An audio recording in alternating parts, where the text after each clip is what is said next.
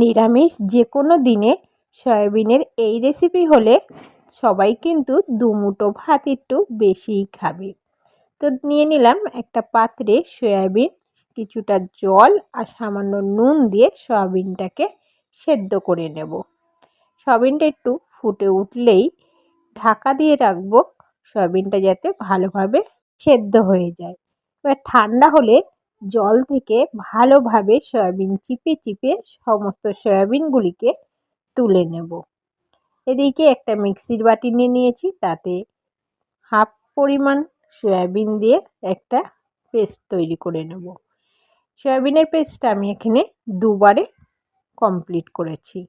নিয়ে নিচ্ছি দুটো আলু সেদ্ধ, একটু আদা বাটা, জিরের গুঁড়ো, ধনের গুঁড়ো, স্বাদ মতো নুন, পরিমাণ মতো হলুদ গুঁড়ো, ঝাল লঙ্কার গুঁড়ো, সামান্য গুঁড়ো গরম মশলা আর স্বাদ মতো একটু চিনি, পরিমাণ মতো বেসন আর কিছুটা পরিমাণ কর্নফ্লাওয়ার দিয়ে সমস্ত উপকরণ দিয়ে সয়াবিনটাকে ভালোভাবে মেখে নেব।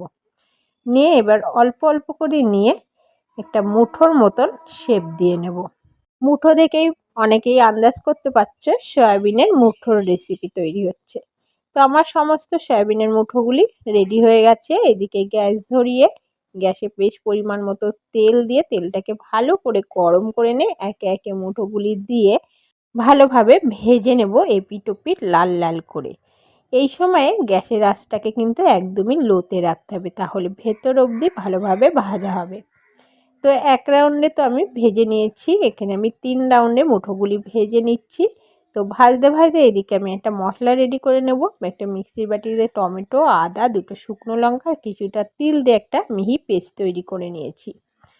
মুঠোগুলি তো ভাজা হয়ে গেছে, অন্য একটা কড়াই বসিয়ে তাতে পরিমাণ মতো তেল দিয়ে দারচিনি, এলাচ, শুকনো লঙ্কা, তেজপাতা ফোড়নে দিয়ে দিলাম যে মশলাটা করে রেখেছিলাম সেই মশলাটা, স্বাদ মতো নুন, পরিমাণ মতো হলুদ গুঁড়ো, জিরের গুঁড়ো, ধনের গুঁড়ো, স্বাদ মতো চিনি আর একটু গুঁড়ো গরম মশলা দিয়ে মশলাটাকে ভালো করে কষিয়ে নিয়ে মশলা দিয়ে তেল ছাড়তে শুরু করলে পরিমাণ মতো জল দিয়ে গোটা 3 কাঁচা লঙ্কা দিয়ে ঢাকা দিয়ে দেবো। ঝোলটাকে ভালো করে ফুটিয়ে নিয়ে একে একে মুঠোগুলিকে দিয়ে দেবো।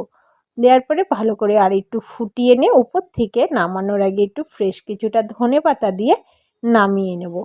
পুরো রেডি হয়ে গেল আজকের নিরামিষ সয়াবিনের মুঠোর রেসিপি। অবশ্যই নিরামিষের যে কোনো একদিন এই সয়াবিনের মুঠোর রেসিপি ট্রাই করে দেখো, দুর্দান্ত লাগে কিন্তু। রেসিপি ভালো লাগলে অবশ্যই কমেন্ট করে জানিও, আর সঙ্গে একটা লাইক ও আপনজনদের কাছে শেয়ার করে পাশে থেকো। আজ এখানেই শেষ করছি। ভালো থেকো, সুস্থ থেকো, ধন্যবাদ।